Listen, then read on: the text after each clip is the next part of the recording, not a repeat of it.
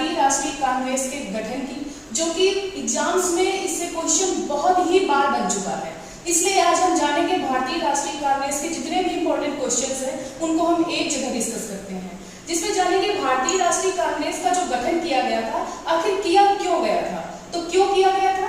क्योंकि जो हमारा भारतीय राष्ट्रीय कांग्रेस है वो इसलिए बनाया गया जिससे कि जो भी हमारे शिक्षित भारतीय हैं उनके बीच नागरिक और राजनीतिक संवाद किया जा सके, क्योंकि वो इस चीज के लिए जिससे वो अपनी बातों को मंच तक पहुंचा सके और उसके आधार पर आगे निर्णय लिए जा सके अपने देश के लिए। इसलिए ये भारतीय राष्ट्रीय जो कांग्रेस है उसको बनाया गया।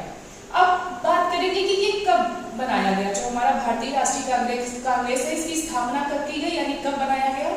तो ये 28 दिसंबर 1885 को बंबई में बनाया गया, इसका गठन किया गया। और कहां पर? तो जो बंबई में एक हमारा महाविद्यालय था उसका नाम है गोकुलदास तेजपाल संस्कृत महाविद्यालय।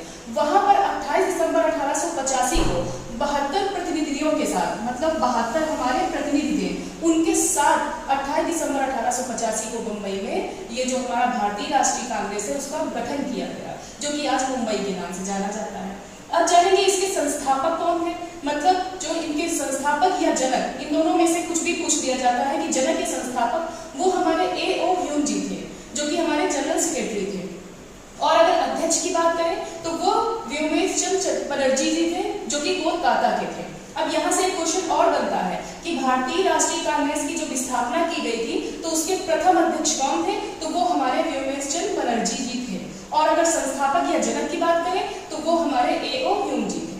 नेक्स्ट क्वेश्चन बन जाता है कि जिस समय ये भारतीय राष्ट्रीय कांग्रेस की स्थापना हो रही थी, गठन हो रहा था, उस वक्त हमारे भारत का वायसराय कौन था? तो हमारे भारत का जो वायसराय था उस वक्त लॉर्ड डफरिन था। ये चीज आप ध्यान दीजिएगा, उस समय कौन था हमारा वायसराय?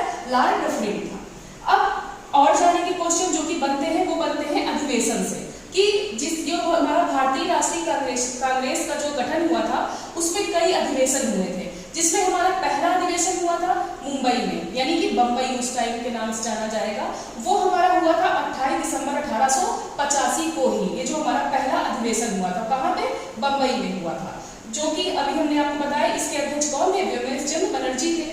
जो इसका दूसरा अधिवेशन हुआ था वो कलकत्ता में हुआ था। उसके हमारे अध्यक्ष कौन थे? दादा भाई नौरोजी थे, जो कि हमारा 1886 में हुआ। पहला 1885 में, दूसरा 1886 में हुआ।